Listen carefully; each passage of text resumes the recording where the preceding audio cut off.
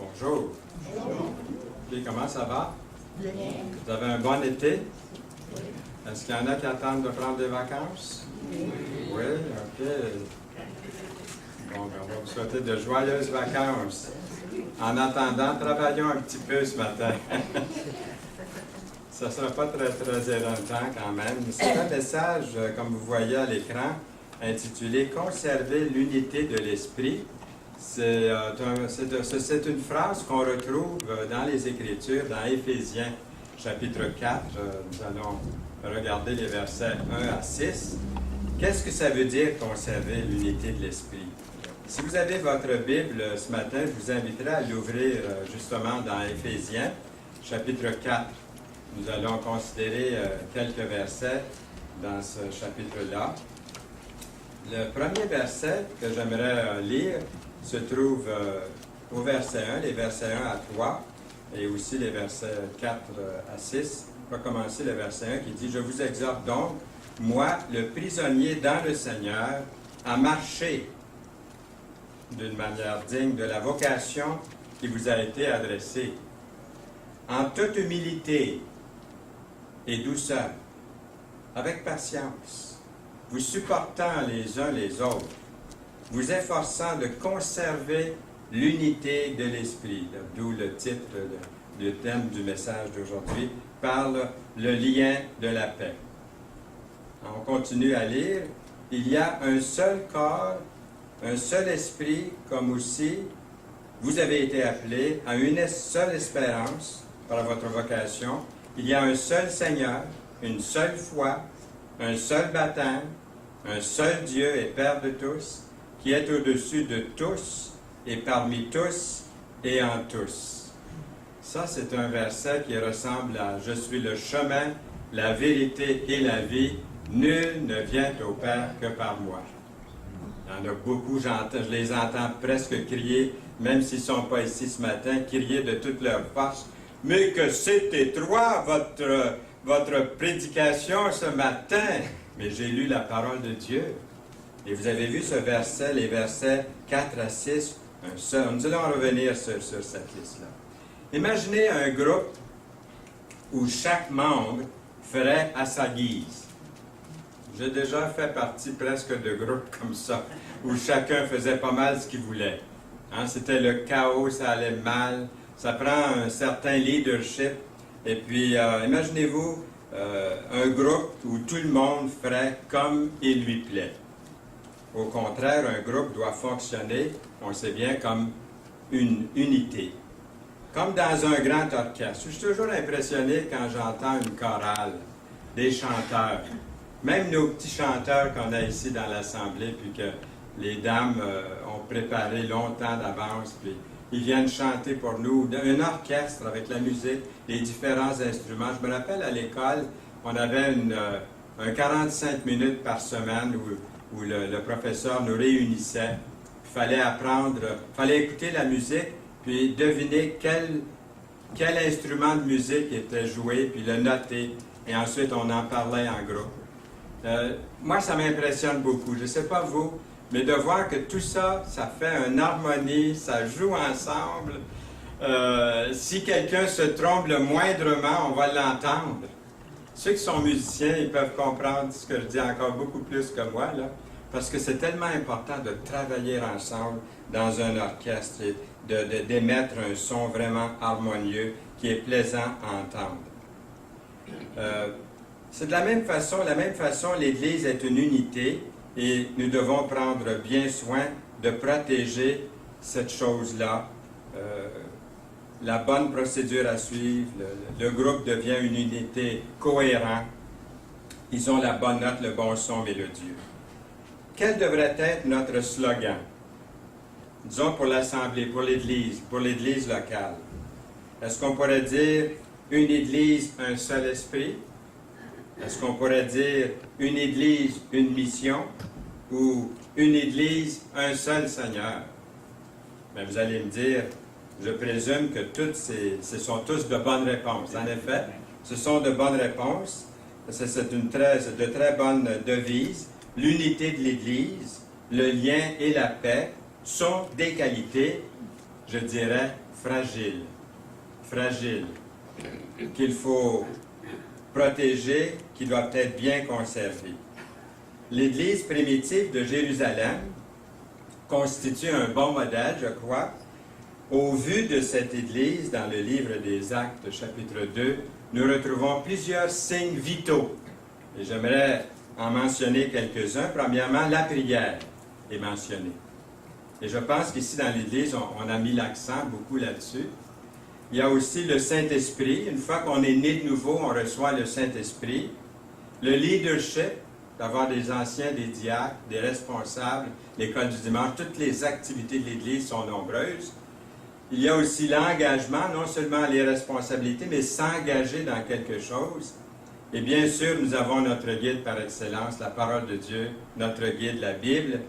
La libéralité, la générosité, ce qu'on donne, que ce soit en argent ou en temps, de toutes sortes de façons, en matériel, il y a finalement l'unité. J'en ai mis 7, c'est le chiffre parfait, donc souvent c'est 3, 5 ou 7, des chiffres.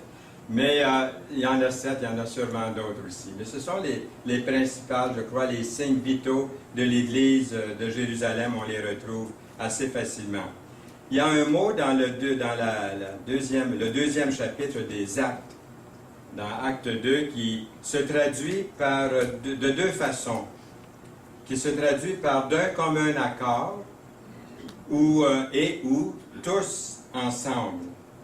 On retrouve ces deux expressions-là. C'est certainement une notion importante pour Dieu parce qu'on les retrouve souvent dans la parole de Dieu. Le mot se retrouve 11 fois dans les Actes.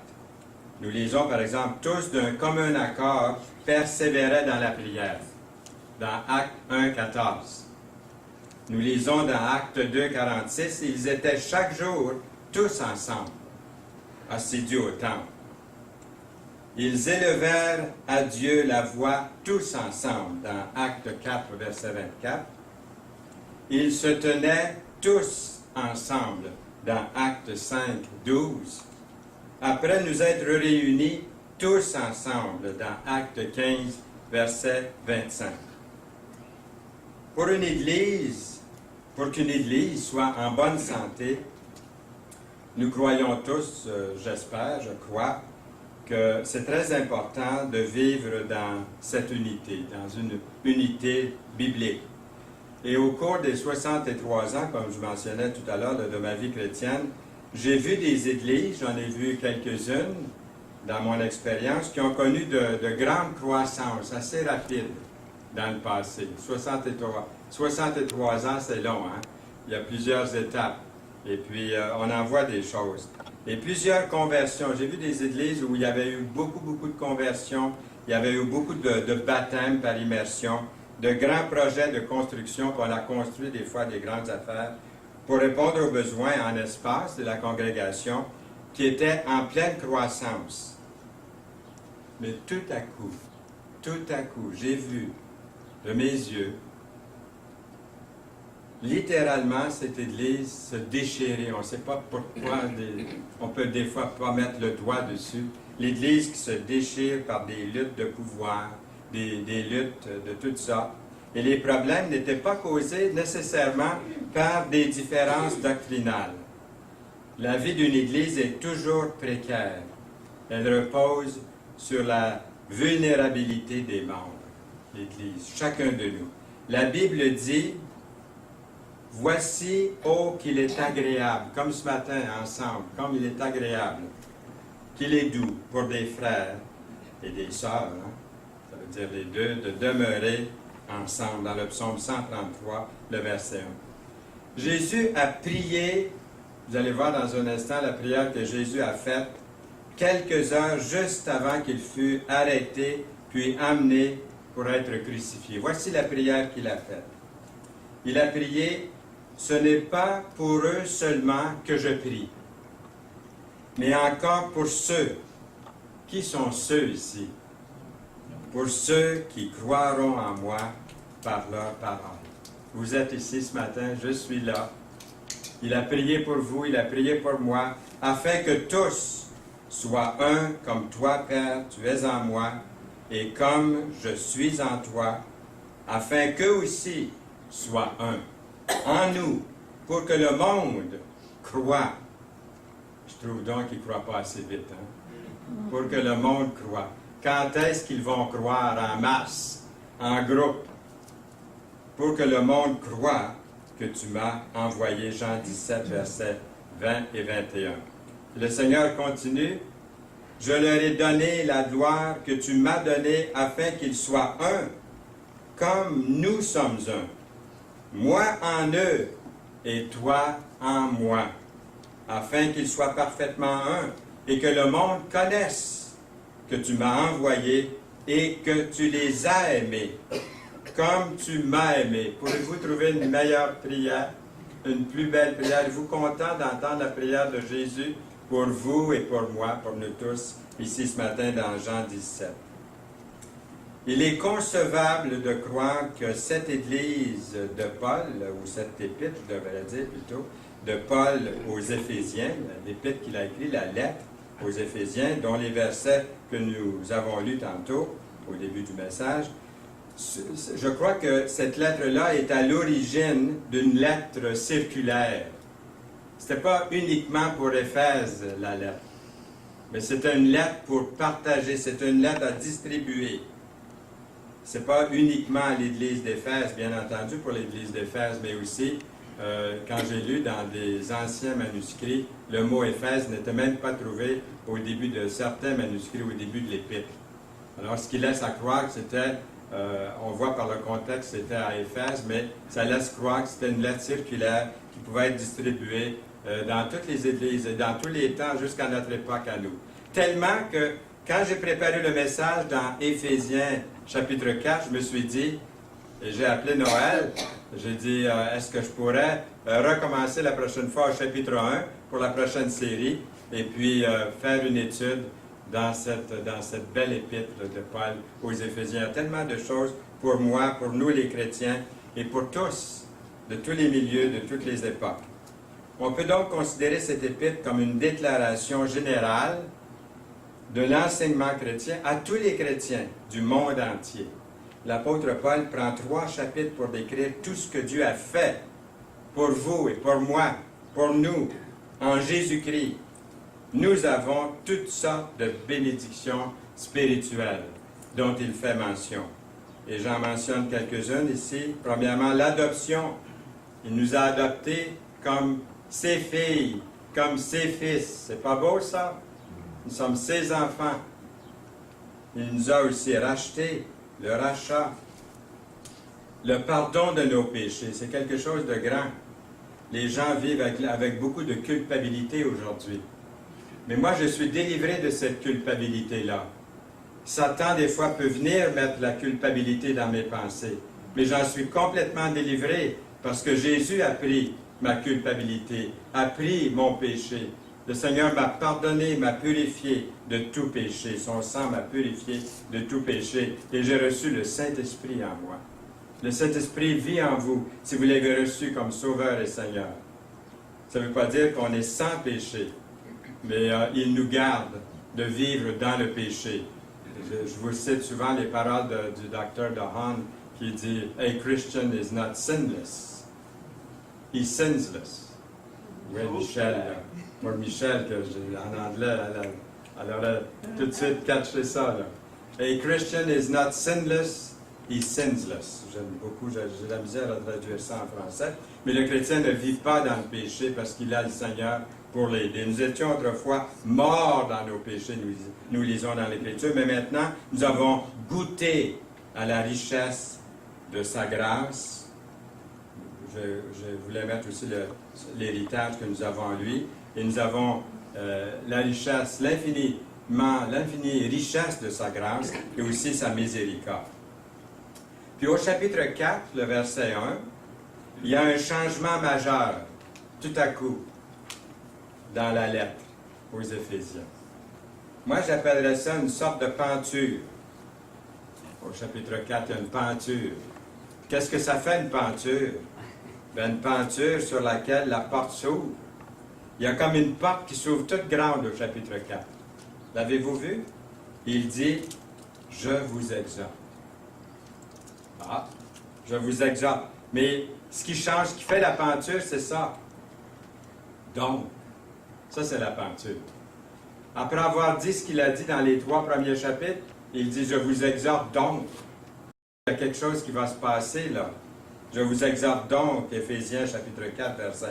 C'est comme si l'apôtre disait, comment allez-vous répondre à la richesse de la grâce de Dieu? Comment allez-vous répondre à ça?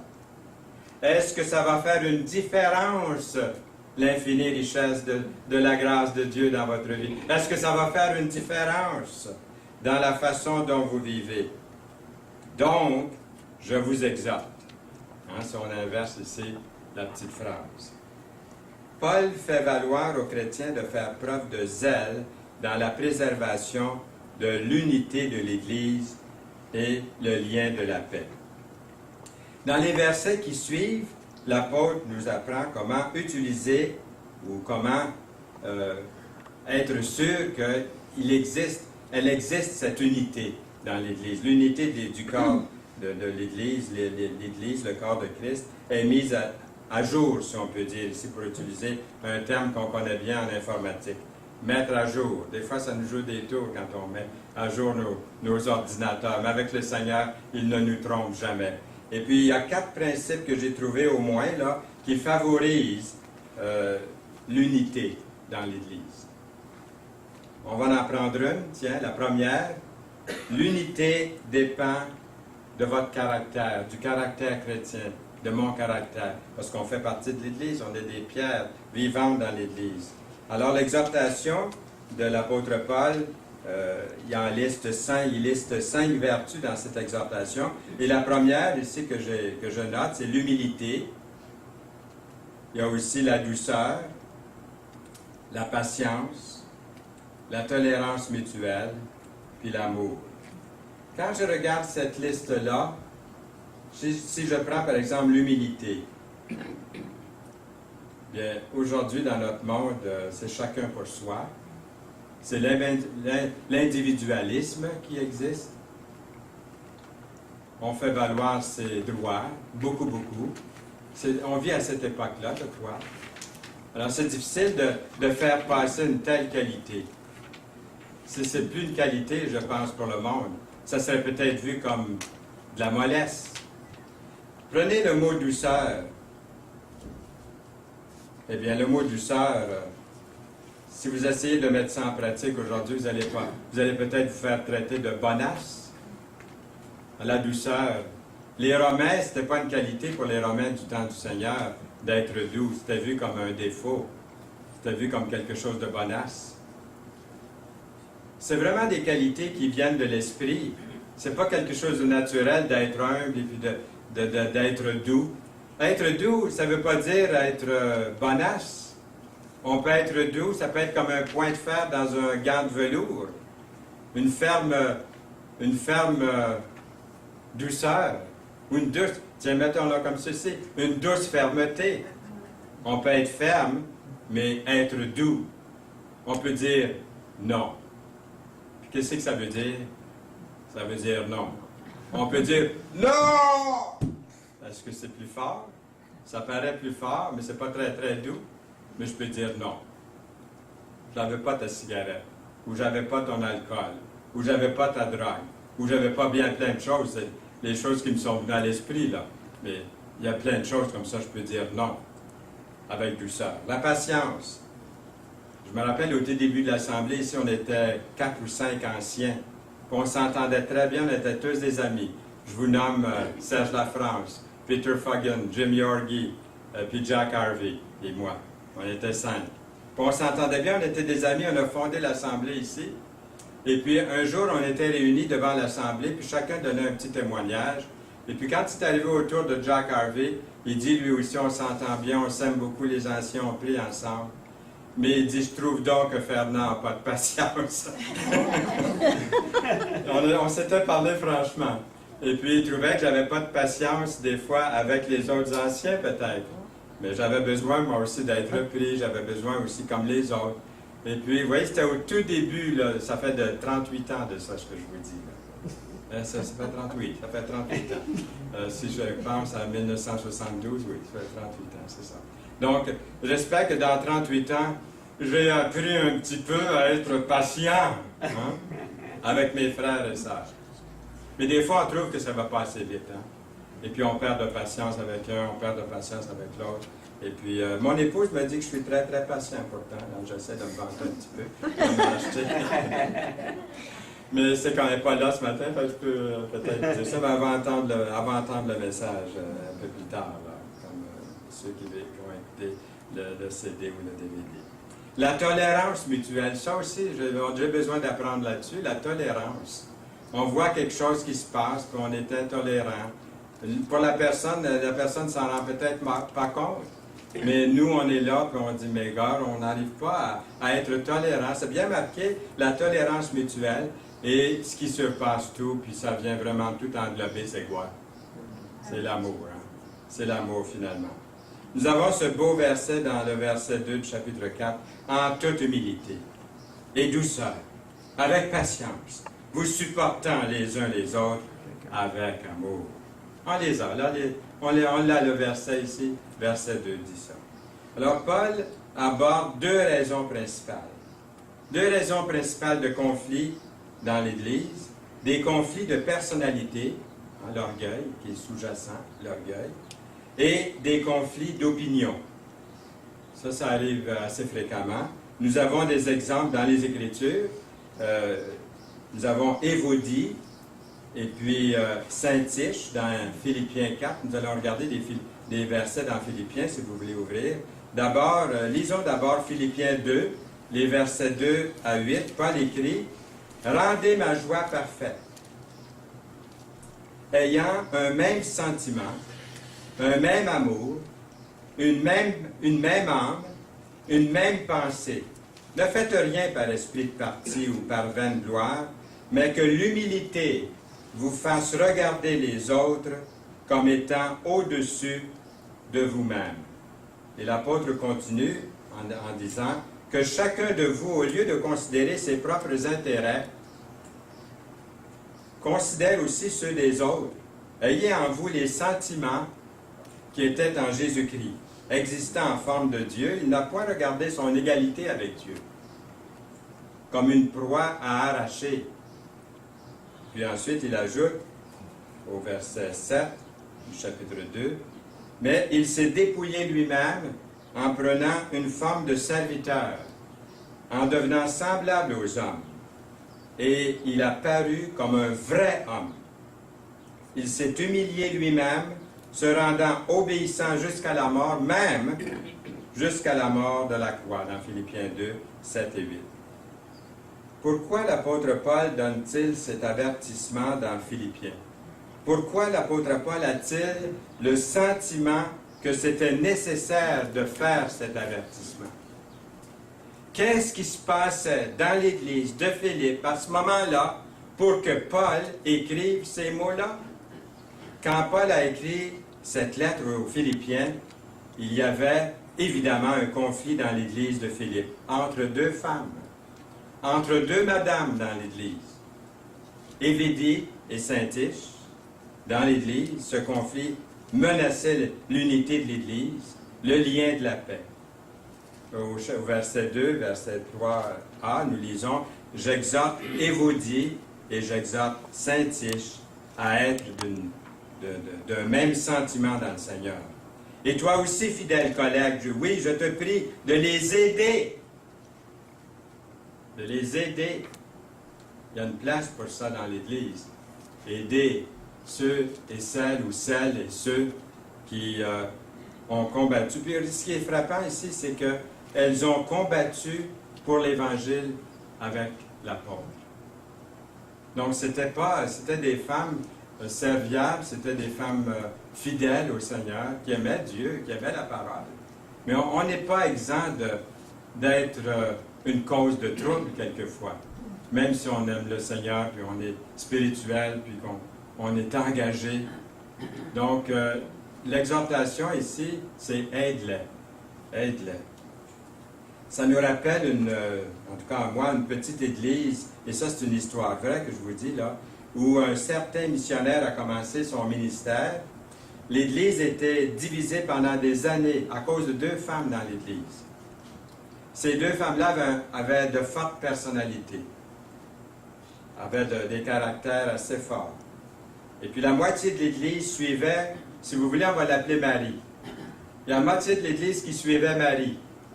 L'Église était quand même ensemble, elle était divisée. Comme elle était divisée là, en plein dans le milieu de l'allée. Comme s'il y avait un côté pour Marie, puis un côté, on va l'appeler l'autre, Jeanne. Hein? Il y avait le côté de Marie, puis il y avait le côté de Jeanne. Vous êtes du côté de Jeanne, là, vous autres. Puis les autres sont du côté de Marie. Et puis il y avait une division comme ça dans l'Église. Puis là, lorsque le missionnaire a découvert le problème, regardez bien ce qu'il a fait. Il est allé visiter Marie. Il est allé visiter Marie, puis en mangeant un bon muffin d'avoine que Marie avait préparé, j'en ai l'eau à la bouche, bravo, il lui a dit à Marie, « Vous êtes une cuisinière merveilleuse, Marie.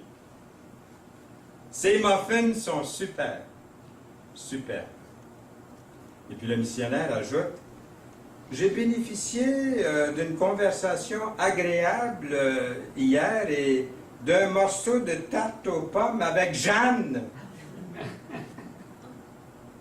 Hier après-midi, puis elle aussi est une bonne cuisinière, pas vrai? » Marie répond, « Oh, pardon, pas tout de suite. » Marie répond, « Ouais, elle est une bonne cuisinière, mais elle fait bien la cuisine, mais c'est à peu près la seule chose qu'elle fait bien. » Marie a dit, « Je pourrais vous raconter une chose ou deux sur elle. Hein. Sur Jeanne, je pourrais vous en raconter des choses. Ce que je pense d'elle, de plus terrible. » Alors le lendemain, le missionnaire, ça c'est une histoire vraie, je vous raconte une histoire vraie là. Le lendemain, le missionnaire va visiter Jeanne. Puis en buvant une bonne tasse de thé, puis en mangeant un biscuit, il lui dit, « J'ai entendu Marie dire quelque chose de gentil à votre égard, Jeanne. » Elle a dit, « Quoi, Marie? » Il dit, « Oui, Marie a dit quelque chose de gentil à votre égard. » Le missionnaire répond, « Elle dit que vous êtes une bonne cuisinière. » Et je dois vous dire, je pense qu'elle a raison. Puis là, il met le biscuit dans sa bouche bien vite, puis une gorgée de thé. Hein? Alors elle répond, Jeanne répond, « Eh bien, Marie, elle aussi. » Ah ben, elle dit, Marie, il dit, « Eh bonne, elle aussi, elle met la main à la pâte. Elle n'est pas pire, elle aussi. Elle est pas mal bonne, elle aussi. » Alors le lendemain après-midi, il se dépêche, le missionnaire, puis il retourne visiter Marie. Puis il lui dit, « Vous êtes vraiment trop aimable, Marie. Je prendrais bien un autre morceau de votre délicieuse tarte aux pommes. » Mais en réalité, le missionnaire continue, « Je ne devrais pas être surpris que ce soit si bon. Jeanne, hier, m'a fait des commentaires sur votre expertise en tant que pâtissière. » « Vraiment? » dit Jeanne. « Ben, je n'aurais jamais pensé. » Puis le missionnaire lui dit, « J'ai entendu dire l'autre jour que Jeanne avait, parce que là, il est retourné voir Marie, j'ai entendu dire que Jeanne avait eu une très belle voix de chanteuse autrefois. » Puis Marie répond, « Je dois admettre que c'est vrai. » Elle ajoute, elle était probablement la meilleure soprano. Je dois l'admettre. Elle devait être la meilleure soprano que notre Église ait jamais connue. Et finalement, comme toute bonne histoire termine bien, par la création de cette bonne volonté entre deux sœurs chrétiennes dans l'Église, la paix et l'unité ont été restaurées au sein de l'Église. S'il y avait plus de ça, hein, ça c'est juste une illustration, mais c'est une histoire vraie, puis ça peut se produire quand on recherche la paix, quand on veut la paix. Il y a peut-être quelqu'un qui peut aider quelqu'un à restaurer cette paix, à refaire la paix. Il y en a qui l'ont. Il s'agit de trouver qui a ce ministère de paix entre nous. Et c'est un ministère vraiment incroyable qui fait des grands miracles. Combien de conflits en moins y aurait-il dans l'Église si tous nous faisions preuve d'humilité, de douceur, de patience et d'amour? Il a été dit que... Je vais mettre les autres ici, là.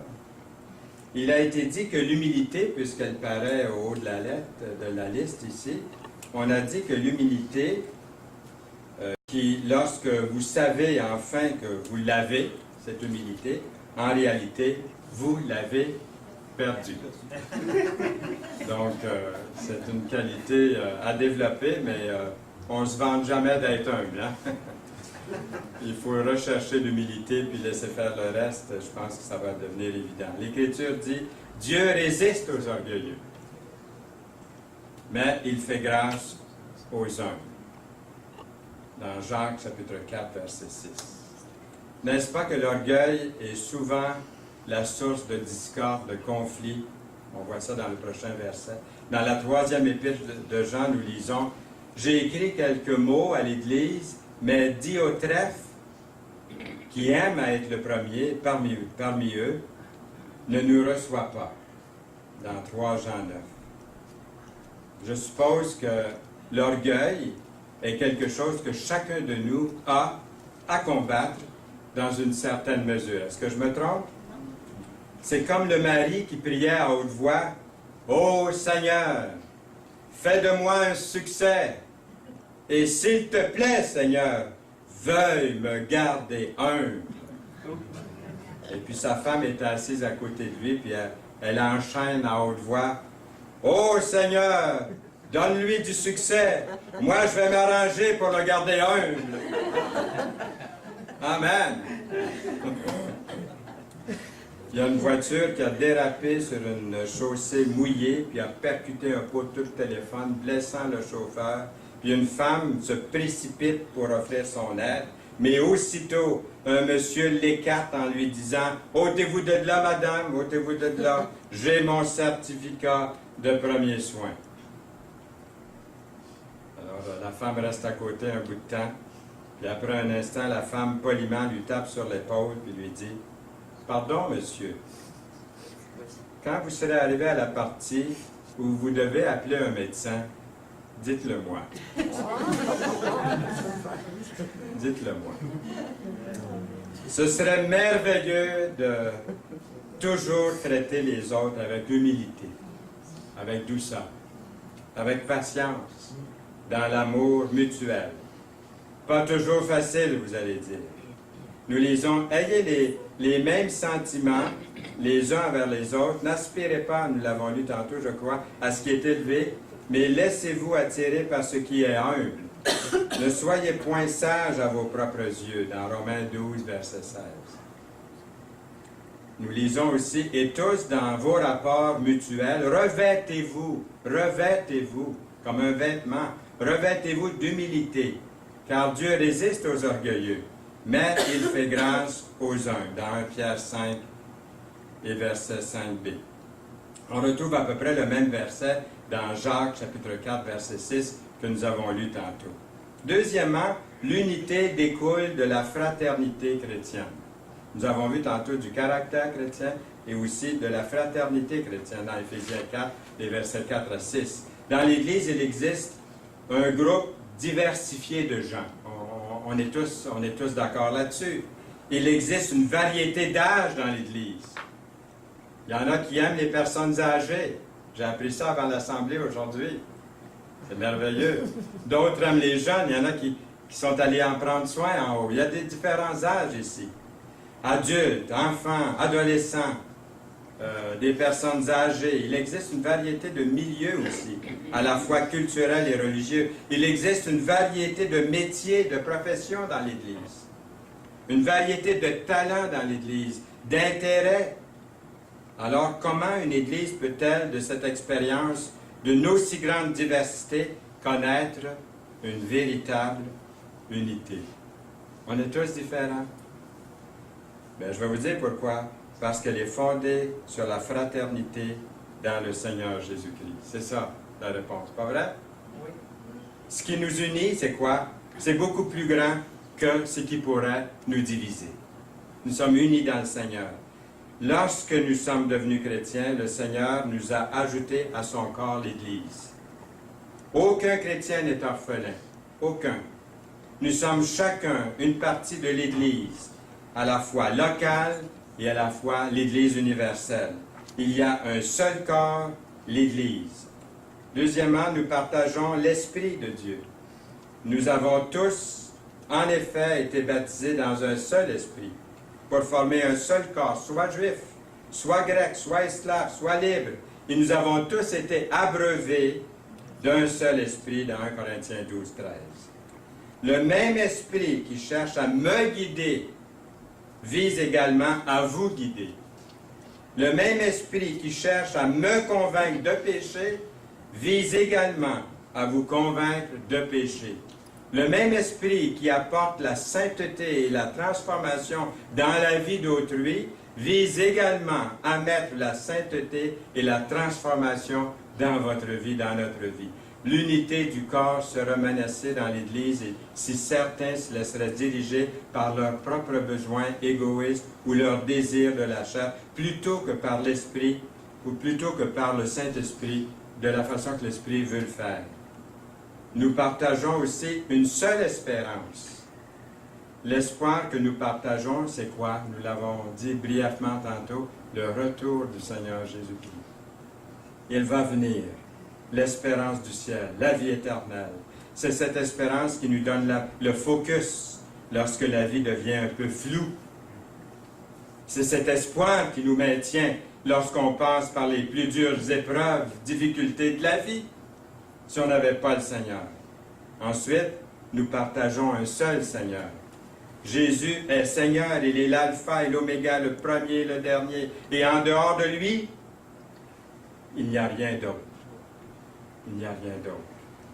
Dans notre texte d'aujourd'hui, nous avons vu l'unité de notre Dieu. Un seul Seigneur, un seul Esprit, un seul Dieu et Père de tous. Éphésiens 4 à 6. C'est à partir de cette unité de notre Dieu que notre propre unité est dérivée. Et nous partageons une seule foi. Qu'est-ce que notre foi? Bien, notre foi, c'est que Jésus est Seigneur, c'est que Jésus est Sauveur de ma vie, qu'il est le Fils de Dieu, qu'il est mort pour mes péchés. Il n'y a pas d'autre moyen d'être sauvé que par lui. Telle est notre foi et notre message. Il peut y avoir des différences parmi nous ce matin dans l'Église, sur des sujets secondaires, mais la Bible dit « Accueillez celui qui est faible dans la foi et ne discutez pas sur les opinions. » Romains 14, verset 1. Nous partageons un seul baptême. Nombreux sont ceux qui sous-estiment l'importance du baptême chrétien. Il y en a qui diront, par exemple, qu'il n'est pas nécessaire. Pourtant, il s'agit vraiment d'un baptême que partagent tous les vrais croyants du monde entier. Il n'y a pas de chrétiens non baptisés par immersion dans le Nouveau Testament. Saviez-vous ça? Nous lisons dans Galates 3, 26 et 27, « Car vous êtes tous fils de Dieu par la foi en Jésus-Christ, vous tous qui avez été baptisés en Christ. Vous avez revêtu Christ. » Et nous partageons un seul et même Père céleste. Oui, nos liens fraternels sont beaucoup plus importants et beaucoup plus puissants que nos différences. Notre unité est dérivée, je le répète, de notre communion fraternelle. En conclusion, on pourrait ajouter les deux derniers principes qui favorisent l'unité, mais vu que c'est assez long, puis l'heure est un peu avancée, on va les garder pour une prochaine fois, les deux autres, mais je vous les mentionne quand même. Nous avons vu les deux premières, l'unité dépend du caractère chrétien, l'unité découle de la fraternité chrétienne, mais il y a aussi l'unité qui est enrichie par la diversité des dons particuliers, des dons spirituels particuliers. Et finalement, il y a aussi l'unité qui exige notre croissance vers la maturité biblique et chrétienne. Donc, nous avons tous les quatre qui nous aide à vraiment mettre de l'unité, de l'harmonie dans l'Église. Alors, on a essayé par les Écritures, par cette épître, qui est un circulaire vraiment pour notre Église aussi, comme pour toutes les autres, à mettre en pratique ces choses que le Seigneur nous a laissées. Est-ce qu'on dit Amen à ça? Oui. Amen. Inclinons-nous un instant dans la prière pour remercier de sa bénédiction sur nous. Seigneur, nous voulons te bénir, te louer, te rendre gloire, comme nous l'avons fait abondamment, mais même pas assez. Nous aurons l'éternité pour le faire et dans des bons termes, avec le bon vocabulaire, la bonne terminologie. Nous aurons tout ce qu'il faut, Seigneur, pour te glorifier. Mais ce matin, nous te louons, nous te bénissons pour ta parole, pour ce guide merveilleux que tu nous laisses. Que de choses, Seigneur, nous avons vues dans ces quelques versets. Seigneur, nous te prions de nous bénir ensemble et de marcher devant nous, un pas à la fois, de nous précéder. Dans ta volonté, nous nous soumettons à toi au nom précieux de Jésus.